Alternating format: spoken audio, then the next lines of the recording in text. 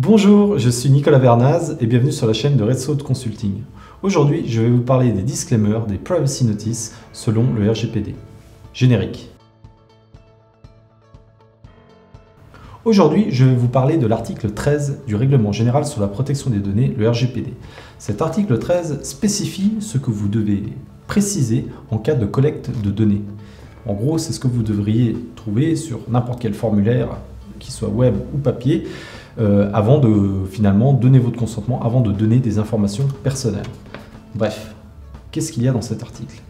Il y a la liste des choses que vous devez donc préciser en cas de collecte de données.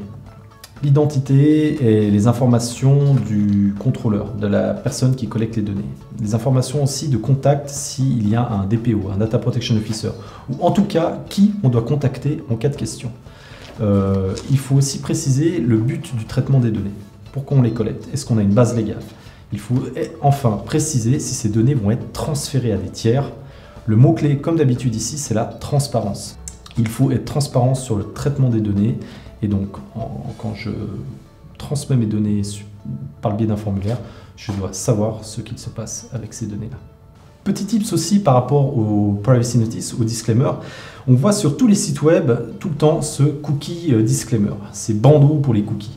Alors c'est très bien, mais ça n'a rien à voir avec le RGPD, ou du moins pas totalement à voir avec le RGPD.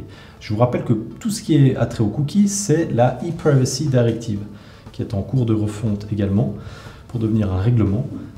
Et donc, ces disclaimers qu'on voit sur les cookies, très souvent, les gens pensent que c'est suffisant pour le RGPD, et malheureusement, ce n'est pas suffisant.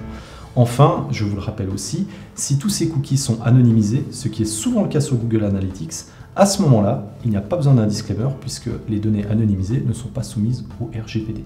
Voilà, j'espère que cette vidéo vous a été utile. Si vous avez des commentaires, n'hésitez pas à les laisser en bas. Un petit pouce en l'air si vous avez aimé, souscrivez un abonnement, ça fera toujours plaisir. Et puis également, appuyez sur la cloche pour être notifié en cas de nouvelles vidéos. Et moi, je vous dis à tout bientôt pour une nouvelle vidéo.